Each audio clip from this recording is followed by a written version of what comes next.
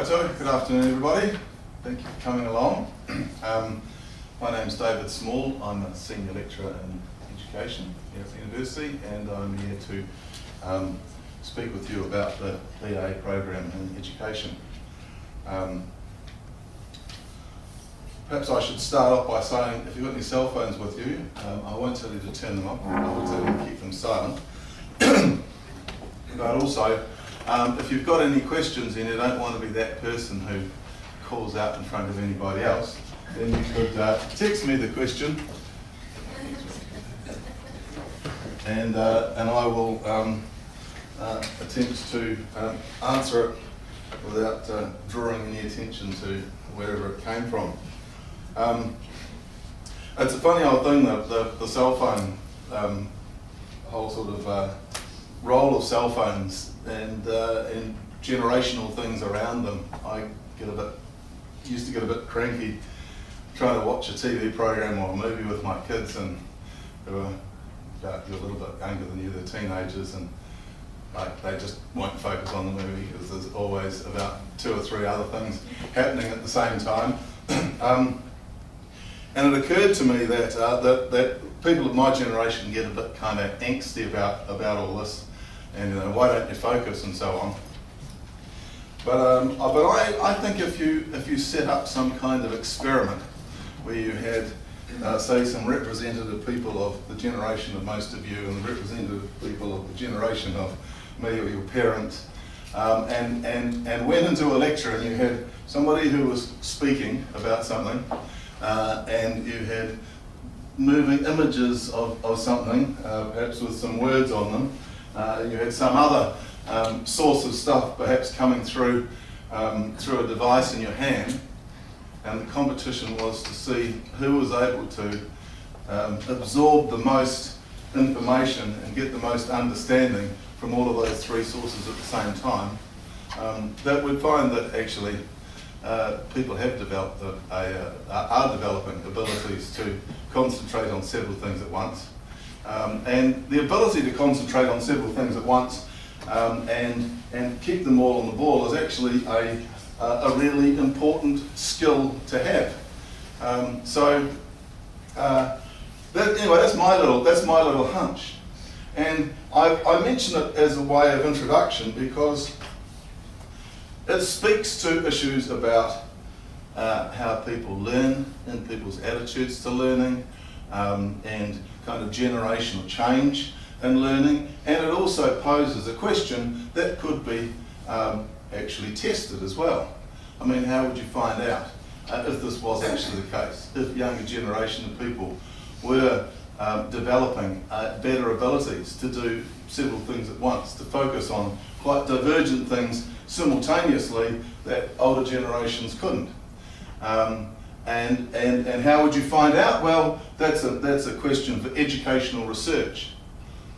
And I say that because when we look at education, we're looking at, I'm pleased you've come here, because this is not about teacher education. This is not the BA in education is not a program that is designed to teach people how to be school teachers. We do have programs in that are offered in the college, the Bachelor of Teaching and Learning degree, and if you're certain you want to be a teacher, then maybe that's where you want to go. Although, even if you're certain you want to be a teacher, increasingly what's happening is that there is a move towards teacher education being based on degree programs, teacher education being a postgraduate qualification. Back in the day, teachers a lot of teaching was done by people who had no real training at all. They were like the senior pupils in the school. They were teaching the younger ones. And then teachers had to get some qualifications and got diplomas. Only relatively recently have teachers needed to have degrees. And now what's happening is that there is a move towards expecting that teachers will have degrees in some other area, other than teaching, not teaching degrees, and then do a teaching qualification on top of that. So a BA in education if you're interested in teaching, but you're not sure, and even if you are sure, it's quite a good route to go. But it's not designed really for teachers. It's designed to look at the broader study of educational questions. And I thought maybe if I just to give you a little illustration of that, I think the BA, overall, this is part of the BA program. And if you've decided you want to be part of the BA program, then you've already made a really good choice. The BA is kind of the, sometimes used as a sort of a laughing stock by people who are involved in courses that are much more oriented towards preparation for specific roles, learning specific content that you can then apply to buildings or to the study of creatures or to legal practice or to social work, people next door, or to all of these other sorts of things. The BA, by contrast, gives you a broader education. So in starting I did a BA a long time ago. When I started my BA, at school I had a year off between university and school, and my best subjects at school were French and maths. When I started my BA, I thought I'm going to do 4 subjects that I don't know anything about. So I did education, political science, sociology and philosophy in my first year. That was great. I didn't know what any of those things were. And I would encourage you, as you're starting out on your BA, I hope you'll start with education and give us a try. But in your first couple of weeks of study, I would encourage you to go to more classes and more courses than you intend to take, because part of the purpose of doing a BA is broadening your awareness, broadening your horizons, and what often usually happens with a BA is that at the end of the BA you end up in a completely different space from where you began it, and unusual, unpredictable things happen. A BA changes you in significant ways. It doesn't just prepare you for a particular path that you've decided. It broadens your perception of the world and your understanding of the world and your interaction with the world. So when you start out, I would encourage you to try to take more subjects than to actually turn up in lectures for more subjects than you intend to take, and see what excites you, see what interests you, because there's a whole world of knowledge there that's sitting there in the BA. For me, I did those 4 courses, those 4 areas, and then I specialised and I did a double major in education and in political science. And at the end of my degree, I've been involved in student politics and so on, and I ended up the year after my degree being involved in Springbok tour demonstrations, the South African tour here in 1981, and a group of us, in our 21 at the time, were sort of organising these massive demonstrations where we were getting, 60, 80, 100 people all arrested all at the same time, getting beaten up by the cops, doing all this stuff on this really big, broad political stage, nationally and internationally. And when I left university, I was thinking education, politics. I was interested in looking at the intersection of those, looking at the politics of education. When I got out there, I realised the politics of education was actually happening. There's not much more politically educated you can get than confronting those sorts of systems of power and so on. And then after that, I got a job as the National Education Officer for Corso, which was a New Zealand international development organisation based in Wellington, and so I spent a number of years there, travelling around the country, working with local Corso groups on education programs for awareness raising in their communities, and also with international partner groups overseas, and then came back to do postgraduate study and PhD, and here I still am. So when I started out looking at education, I had absolutely no idea where that was going to take me. It took me in really interesting, exciting directions, and that still happens. No, like this year, 2 of our graduates who finished with a BA in education walked straight into quality jobs. One of them is doing important policy analysis work with SERA, the Earthquake Recovery Association, actual, analytical writing, synthesizing stuff. Another one, a recent graduate, is working as in education area with the Auckland City Art Gallery. Whole range of different things, way beyond the possibilities of just a classroom teacher. And I think the thing about education is that, we've been going here for a long time. Can you have a guess how long ago education as a subject in the arts has been taught, how long it's been taught for at the university? I'll tell you what we'll do. Put your hands up, put your hands up and take them down when you think I've got as far as we've got. Okay, put them all up. Okay, I'll start with 50 years ago. No, 60 years ago. 75 years ago. 80 years ago. Got a few left there. 90 years ago. Somebody's looking up the answers. 100 years ago.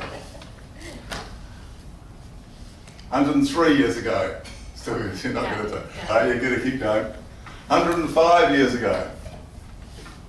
That's the answer. 105 years ago. 105 years ago, there was the first education department teaching education as a discipline within the BA. And interestingly, if you look at some questions from the final exam, because in those days it was just, all it was just lectures, and then at the end of that, and you just sort of mucked around for the whole year. You did stuff as well, but essentially it all came down to getting locked in a room for 3 hours and to see what you knew. Exam questions from an Education 1 from 1907.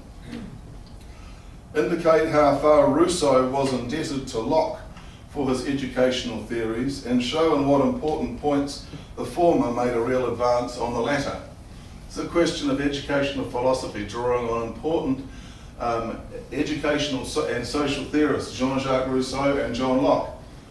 You could get that in a this probably doesn't look like make it look like a very attractive course, but you could get a question like that today. That question that's posing is still an important question today. Another one, give a general account of our present state of knowledge regarding the relation between mental processes and brain function. Now, this is a question from Stage 1 Education 1907. You could get a question like that now. Interestingly, the answer to that question would be wildly different from what it was in 1907. Because in that sort of area, and in lots of this, our understandings are developing all the time.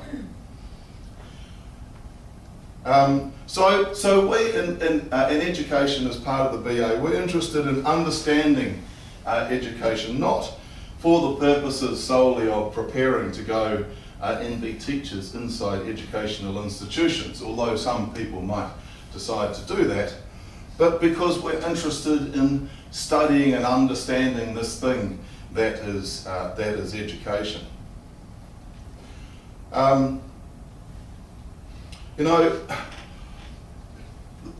Education goes right to the heart of what it is to be human.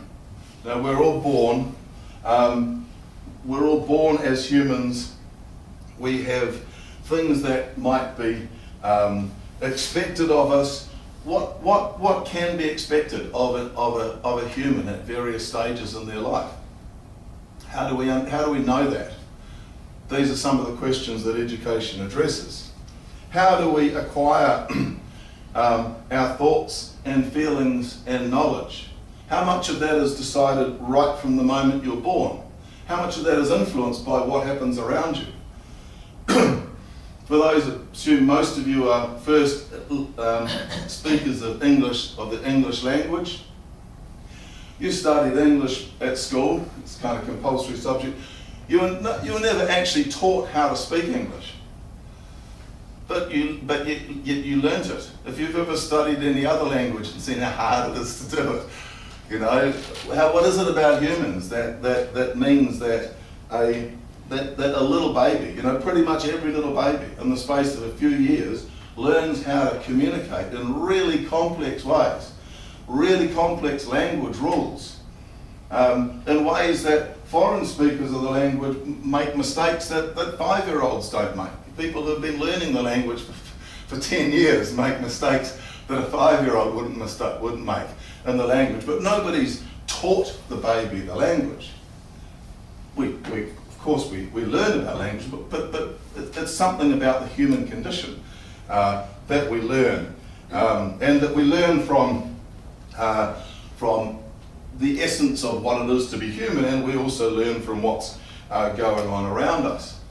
And we're born into a society. We're taught rules about how it is that we should behave.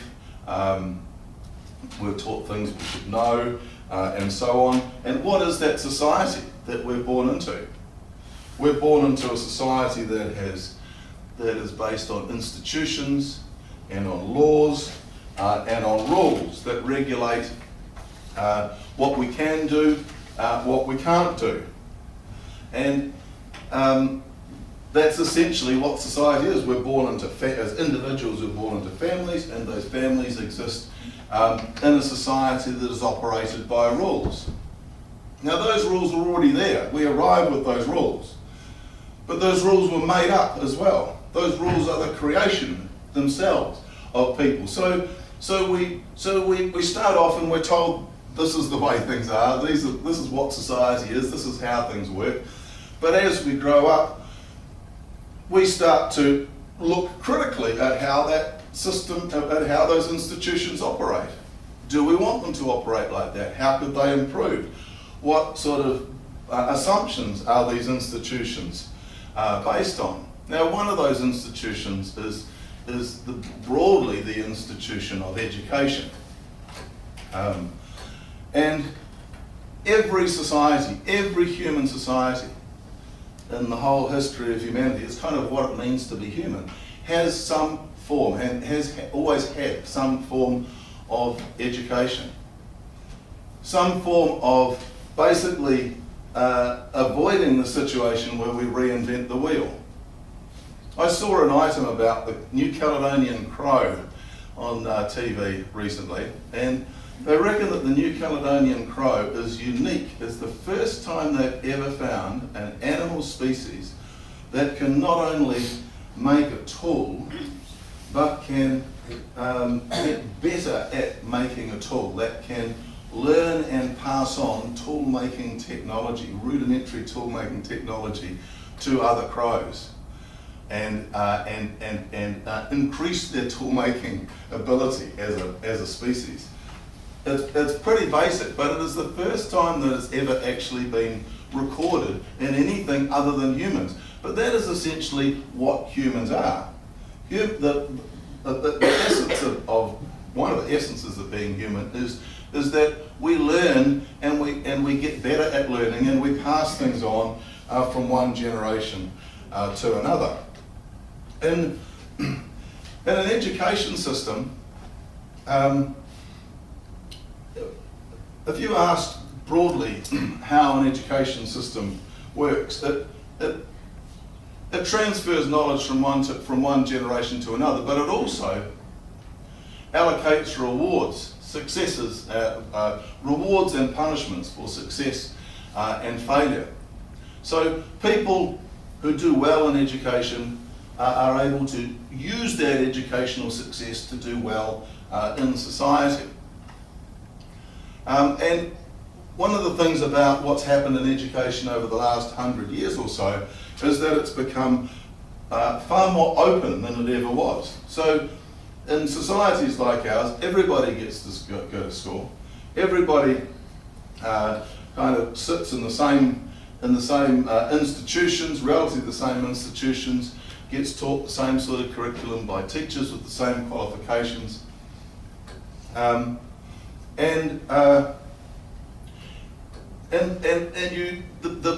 idea of this system is that everybody's taught the same, everybody has an equal opportunity, and so those who succeed and do well in that system deserve that success, and those who don't do so well deserve that failure. Because success, it is said, is functions on the basis of merit. You earn your success. In a society like ours, you earn your success by what you do in school. A few generations earlier, people's position in society was preordained at birth.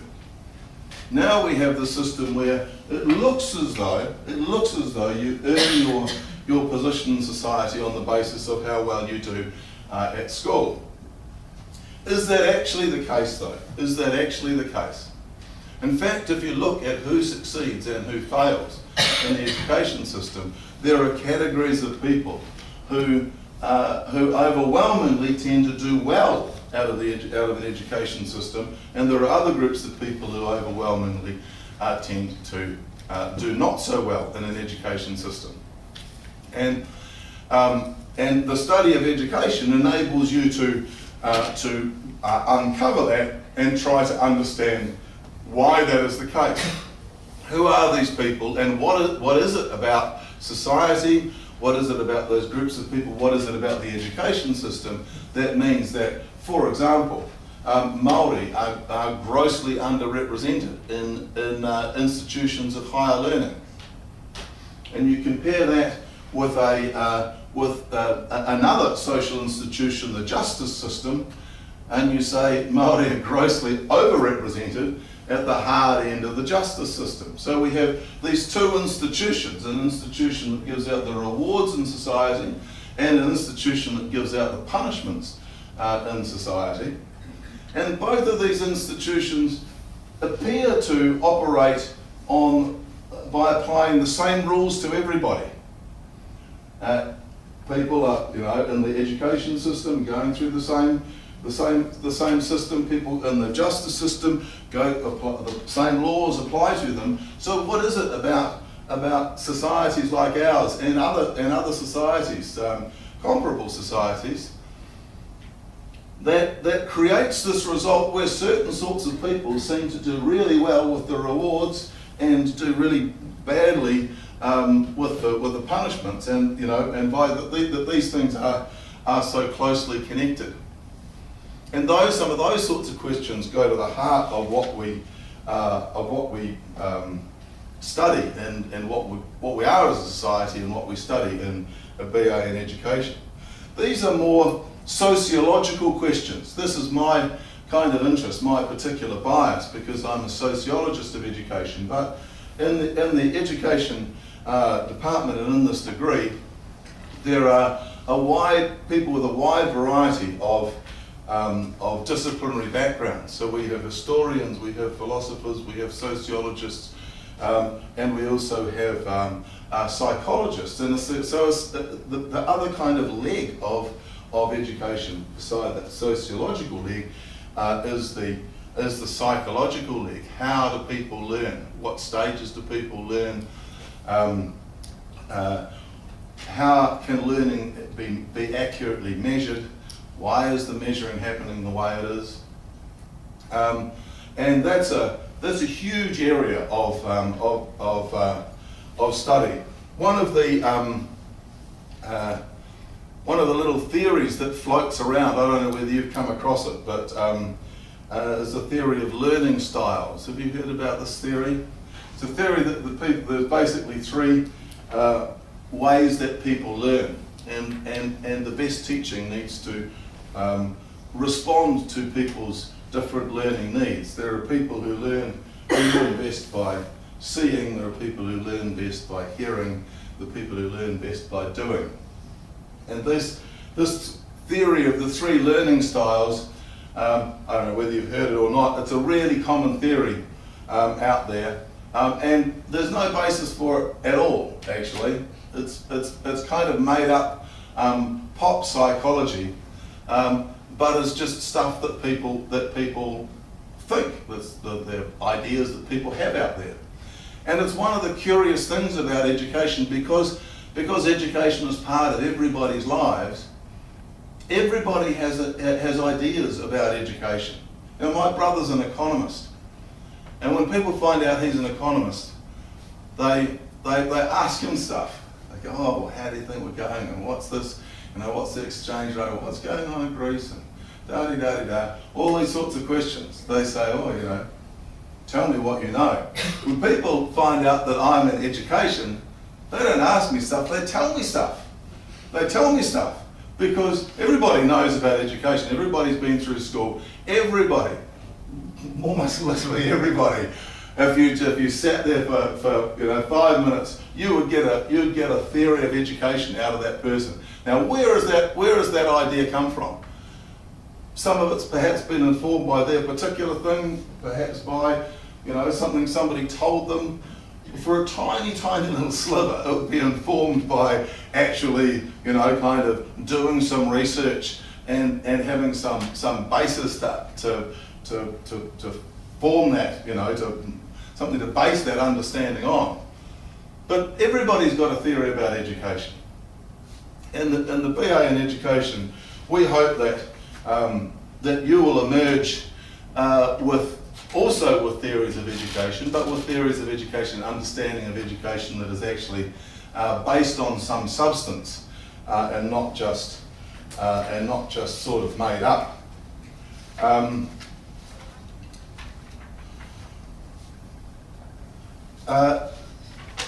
think I might just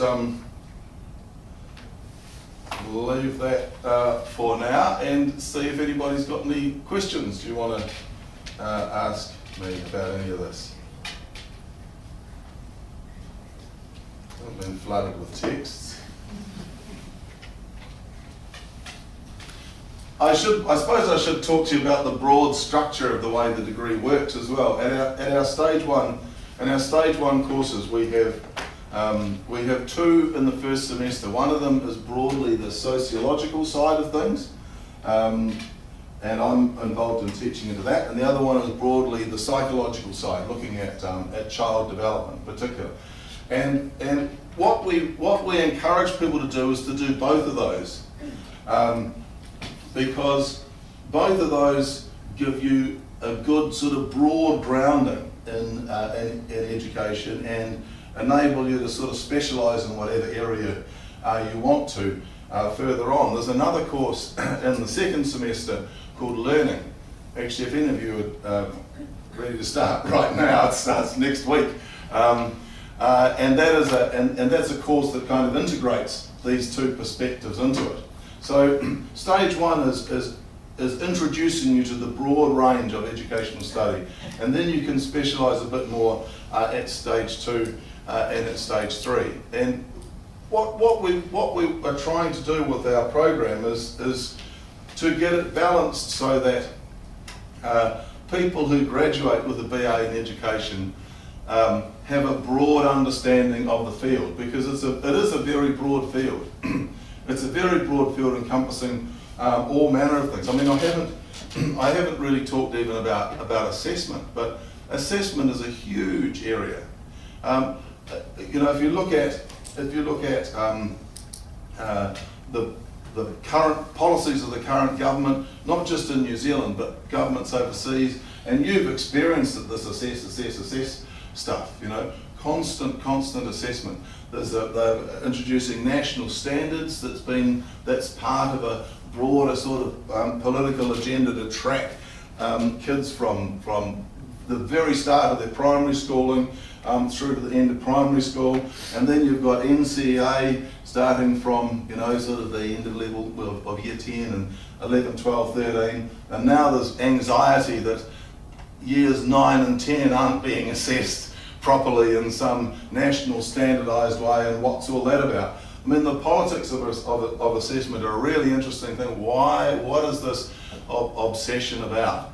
And part of that is also to do with the broader structure of the education system, the way that teachers and educational institutions are kind of expected to run in sort of corporate models, and teachers increasingly being expected to teach to a pre-planned curriculum. There's really interesting discussions about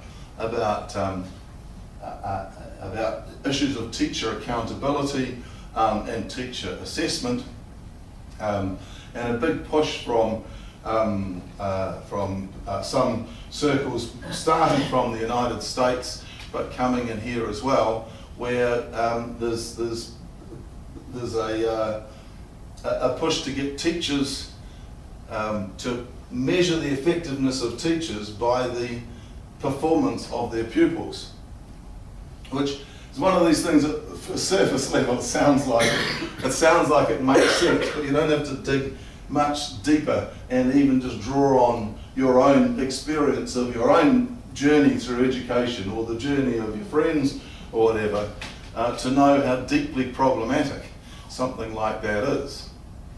You know, there are times in various students' lives, certainly been time in my kids' life, experiences in education where they've been unteachable.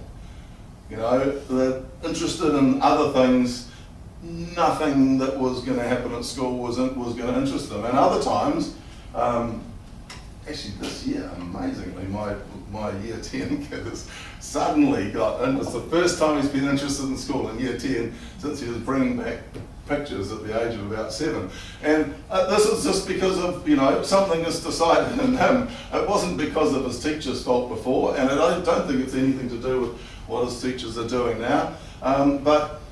You know, there is an agenda that says assess teachers on the basis of the performance of their pupils, and where is that agenda coming from? Interesting kind of policy questions arising out of that. So I'm raving off on the issues again. So the courses we've got these 3 stage 1 courses, and you need to do 2 of them and pass 2 of them to get through to level 2, and then level 2 we've got 4 or 5 stage 2 courses again covering the range, and then 4 again at stage 3. And to do a major in education, you need to do 2 of those stage 3 papers, so you need to kind of build it along. It does actually go quite well together with other areas, either as a minor or as a major. Lots of people do it in conjunction with psychology, and if you're interested in that side of things and moving into postgraduate work in say, child and family psychology, that's quite a good combination. People do it in conjunction with law, with a BA and a law degree as well. I did a later in life law degree and practice a bit of law on the side, and I actually teach an honours course on education and law, which is an interesting area, you know, with all of the stuff about haircuts and rowers and so on that's in the media of late. Also in connection with say political science or sociology, moving into areas of policy analysis and areas like that. So lots of different useful ways you can make use of your understanding of the area of education to apply in the real world. So is there any crossover whatsoever with this? I know you said something at the beginning, but about teaching. So if you decide that you do this, you're interested, but then you decide to teach, like, is there any crossover at all? Or? Lots, yeah. In fact, do you think if you did this and then you went, oh well, actually now I've got to do a whole lot more, or can you do? No, you wouldn't need to do a whole lot more, and you also get rewarded for it. And to be honest, the writing is on the wall for teaching degrees. Some universities have already phased them out, and things are definitely moving away from undergraduate teaching degrees like our Bachelor of Teaching and Learning. So my estimate is that in a few years they'll be gone, and every teacher will need to, basically the message to teachers, if you want to be a school teacher, get a degree in whatever, get a degree, and then come back to us with your degree and do a teaching qualification. And that can already be done in sort of a year and a bit. There's a 1 year masters in teaching that's starting this year or this year. Started at the beginning of this year. So if you do a BA and if you do it in education, that kind of gives you a leg in to be able to do this too, because not everybody can get into that 1 year masters program. You could do your BA in 3 years, and if you want to go teaching, do a year on top of that, and then you've actually got 2 degrees. You've got a BA, and you've got this postgraduate teaching degree on top of it as well. But it keeps your options open. The thing is, if you do the teaching degree prepares you for teaching. And you know, the interesting thing about the BA, as I said at the beginning, is you never know where it will take you. So if you're thinking that you'll be a teacher, even if you think you're pretty certain you want to be a teacher, this is a really good route to go, because you still keep that option open, but it might open other possibilities for you as well. So why are they phasing out the other degree, do you think? It's part of the general kind of professionalisation of the teaching workforce. I mean, it wasn't that long ago that you could be a teacher without a degree. It's just a 2 year diploma. And then they've upped it to say that you needed a degree. There was a 2 year diploma and there was a 4 year degree, and then they sort of munched them together to do the 3 year degree that every institution has now. And now it looks like they're moving to crank it up a bit further. It's part of kind of broadly qualification inflation. There's an expectation that people working in these professional areas will be more educated, have a better grounding in education than they previously have. Well, you got my number if you want to find out any more, and I hope you'll come along. As I said, even if you don't decide to do education courses, you've made a great start by starting with the BA, and throw the net wide. Spend the first 2 weeks of term time going to a lot more courses than you actually intend to take, and see what excites you. And good luck for your exciting journey with your BA. You won't regret it, I assure you. Thank you.